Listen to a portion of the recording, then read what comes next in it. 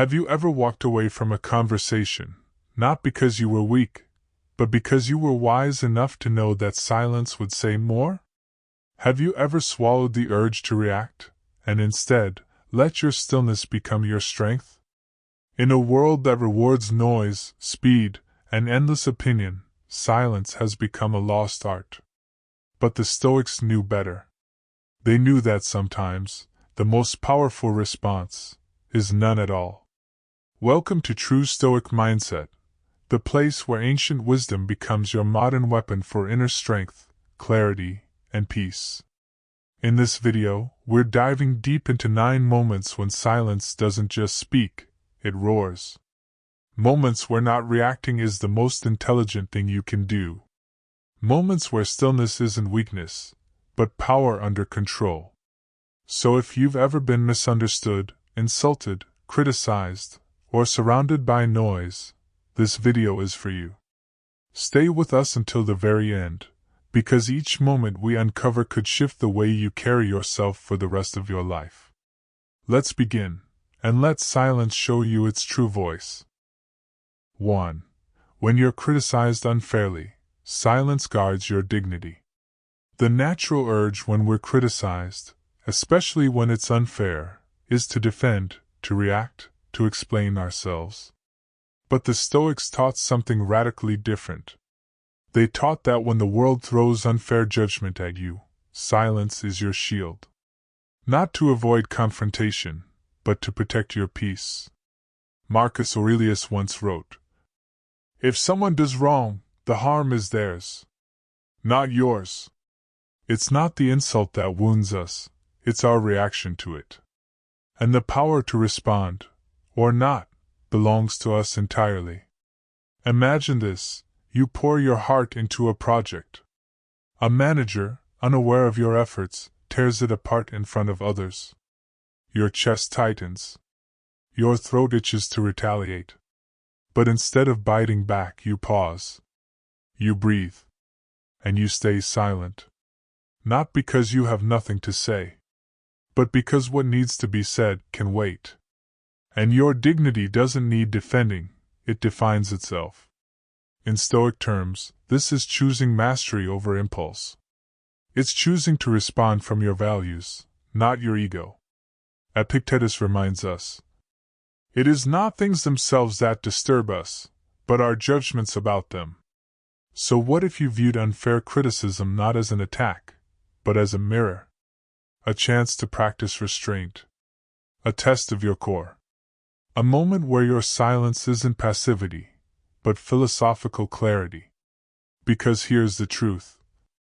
The more you feel the need to explain, the more power you hand over. The moment you stay quiet, not out of fear, but out of inner steadiness, you show the world that your worth isn't up for debate. Let your work speak. Let time speak. Let your silence echo louder than your defense ever could. And as Marcus Aurelius said, "Don't waste time arguing what a good man should be. Be one." 2. When ego walks in the room, let silence be your aura. We've all been there. The meeting where someone won't stop talking about their success. The party where someone needs everyone to know they're the smartest in the room. The online thread where ego shouts the loudest, and wisdom stays quiet. And in those moments, the temptation is real. To compete. To one-up. To prove that we, too, are worthy of attention. But the Stoic path whispers something different. It says, "Let your silence carry more weight than their words." Seneca wrote, "It is a great thing to know the season for speech and the season for silence." And when ego fills the air, silence isn't absence, it becomes presence. Because when you don't rush to prove yourself, you become the one others notice. You radiate confidence, not through words but through restraint. You no longer need applause to feel complete. Picture this. You're in a group where someone brags about their income, their followers, their lifestyle. You nod. You smile. You don't interrupt. You don't compete.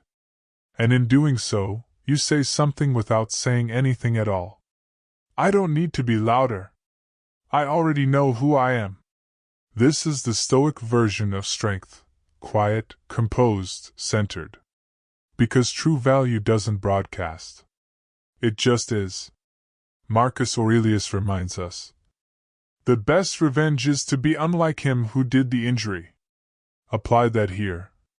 The best response to ego is humility. The best response to noise is depth. The best response to show off is steady self-possession. So next time ego walks into the room, don't join the contest. Withdraw your energy from the arena.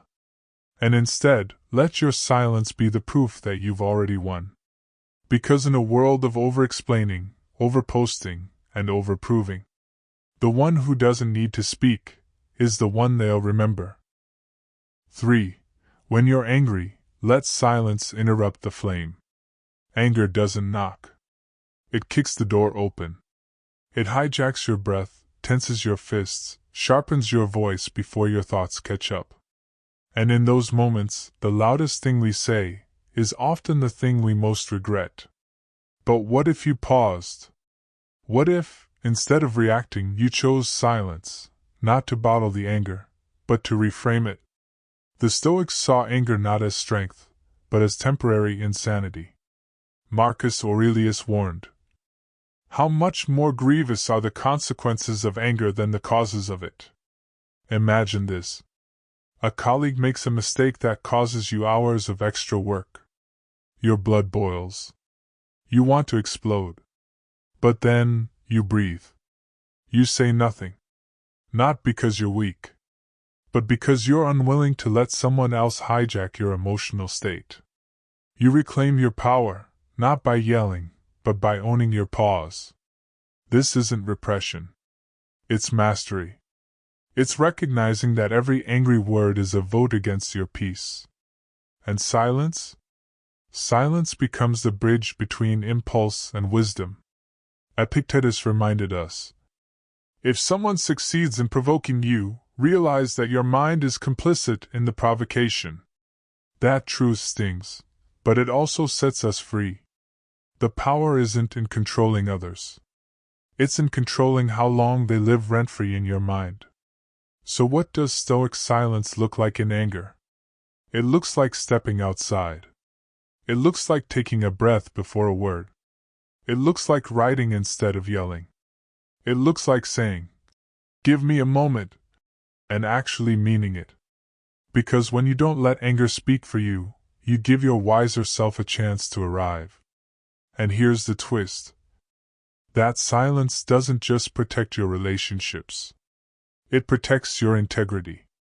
So next time anger rises like a storm, don't shout into it. Sit in it. Watch it. Let it pass. Because the Stoic doesn't fight fire with fire. He waits, and builds water in silence. 4. When rumors surround you, let time and silence be your defense. There's a special kind of sting when people talk behind your back. Whispers you can't control. Stories you never told. The worst part? They spread while you stay silent, wondering if you should speak up. But what if silence is your greatest defense? The Stoics taught us this. You can't control what others say, only how you respond. Marcus Aurelius wrote, "You have power over your mind, not outside events. Realize this, and you will find strength." Imagine this. A false rumor spreads at work that you stole credit for someone else's idea. People give you side glances. You feel the weight of unfairness. Your pride screams, "Defend yourself!" But your wisdom whispers, "Wait." Because in a world addicted to reaction, silence is subversive. It's a quiet refusal to feed the fire. You don't chase every lie. You live in such a way that truth finds its way, without needing your voice to push it. Seneca said, "A good character, once established, is not easily overthrown by lies. And if they keep talking, let them."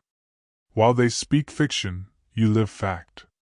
Because silence in the face of rumor is not weakness. It's restraint. It's dignity. It's the belief that your life speaks louder than any defense ever could. Think of the great leaders. Many were smeared, mocked, misrepresented. But they didn't argue with gossip. They moved forward, anchored by purpose, not distraction.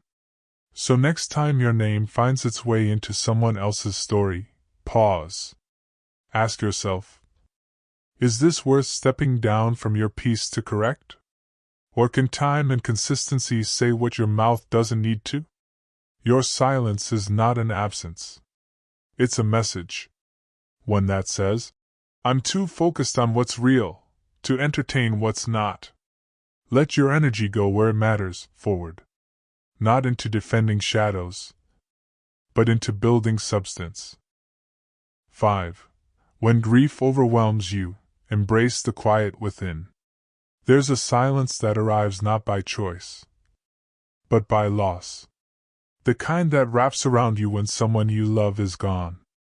When a chapter ends. When a version of your life suddenly collapses.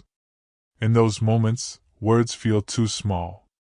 Advice feels hollow. And the only voice that makes sense is silence. The Stoics never denied pain. They never pretended loss didn't hurt. But they invited us to meet grief with presence, not panic. Seneca wrote, "What need is there to weep over parts of life? The whole of it calls for tears." But then he added, "He who fears death will never do anything worth a man." To the Stoic, grief isn't something to get over. It's something to sit with, to learn from, to transform. Picture this. You lose someone dear.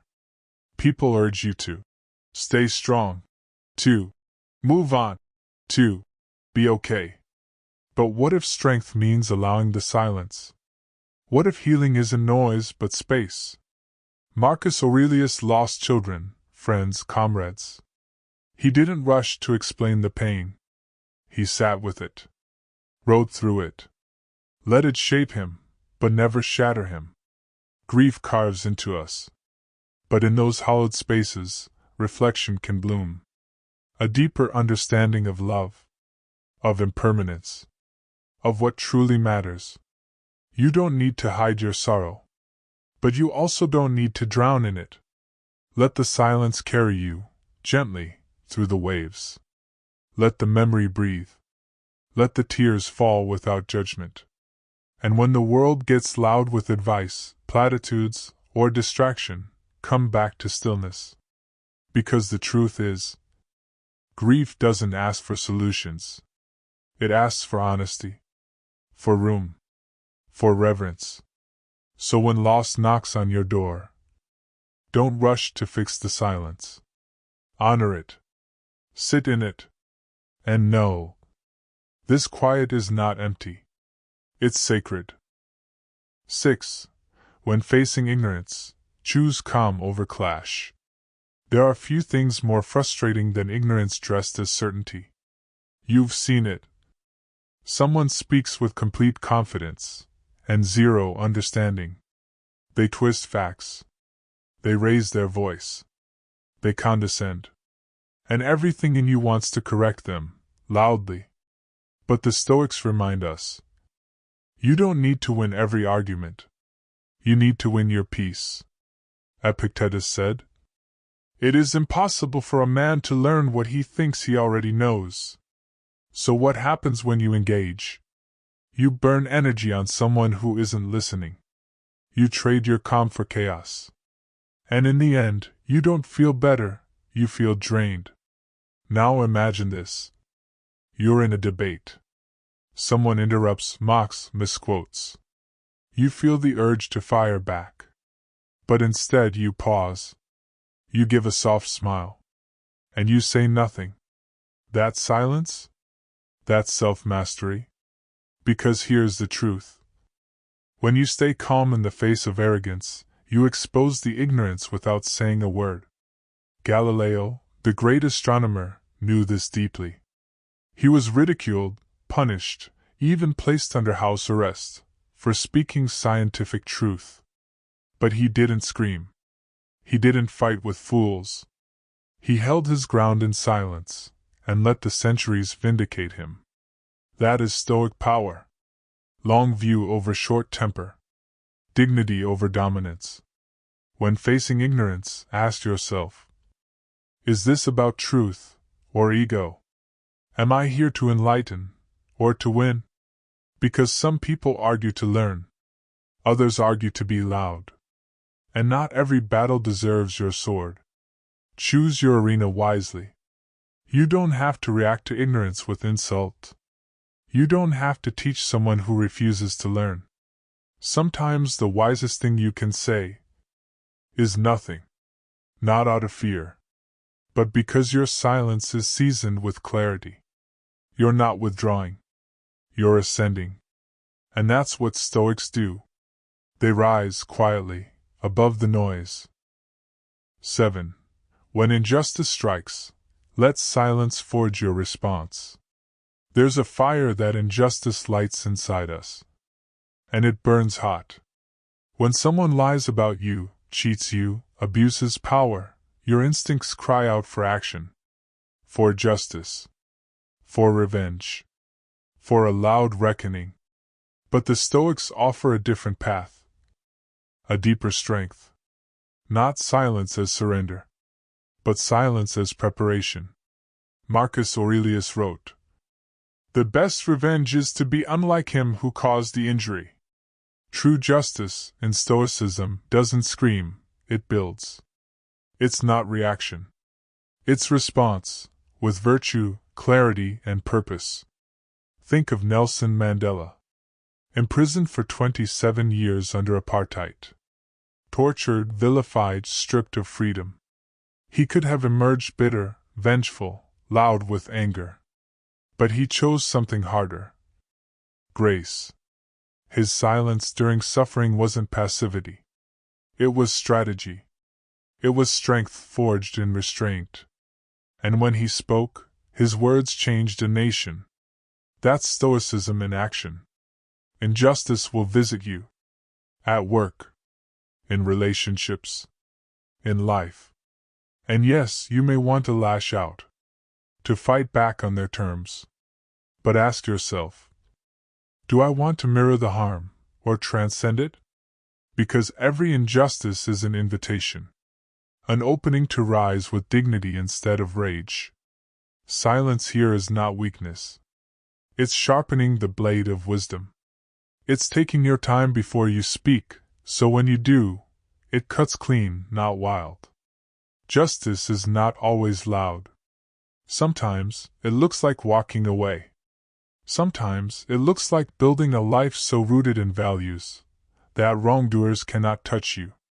The Stoic doesn't ignore injustice. They face it, with clarity and control. They act not to destroy, but to restore. Not to shout louder, but to speak when the words matter. So when injustice strikes, pause. Let silence temper your flame. And then speak, act, and live. In a way that not only resists the wrong, but reforms the world. 8.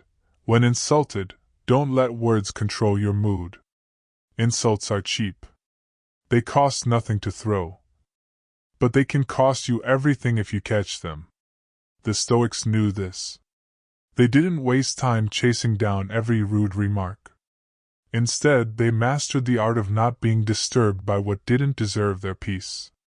Epictetus once said, "If someone succeeds in provoking you, realize your mind is complicit in the provocation." Ouch. That truth stings more than the insult itself. But it's also freeing. Because it reminds us, insults don't hurt us. Our interpretation of them does. Our decision to engage, defend, explode, that's where the wound begins.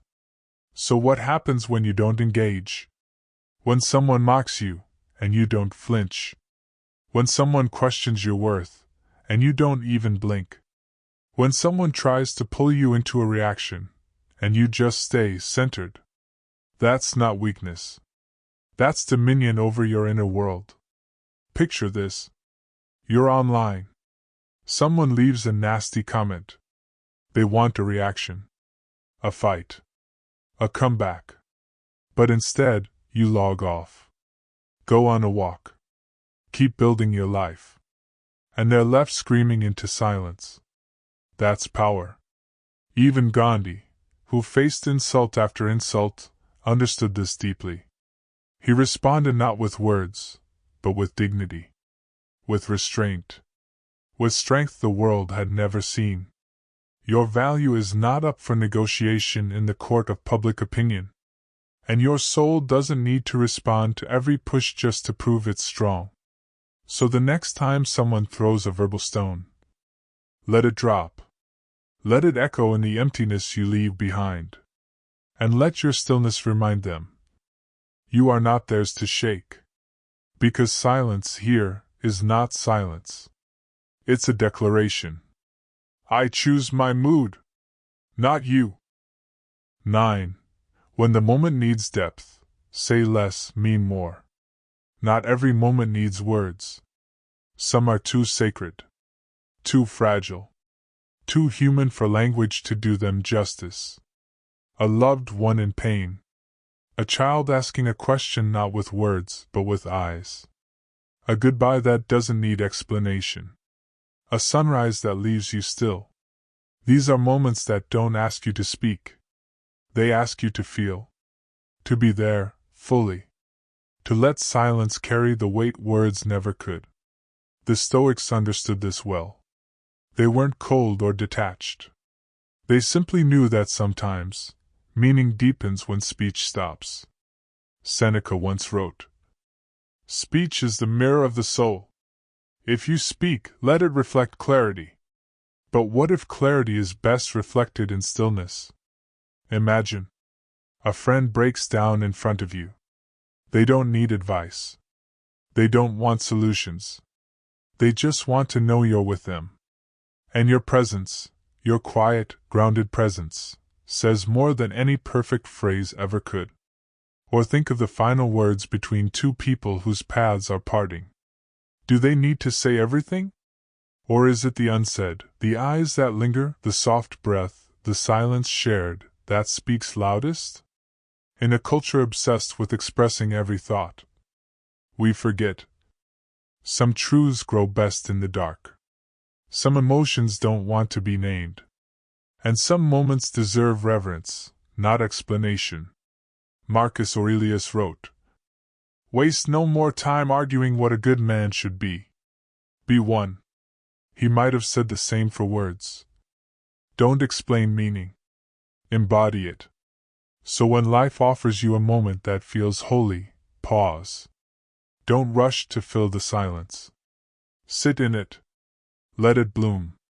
Because in the deepest moments of life, words may fade, but silence stays. And it often speaks the most. Let silence be your signature strength. You've just walked through 9 moments. 9 thresholds where silence isn't just golden. It's transformational.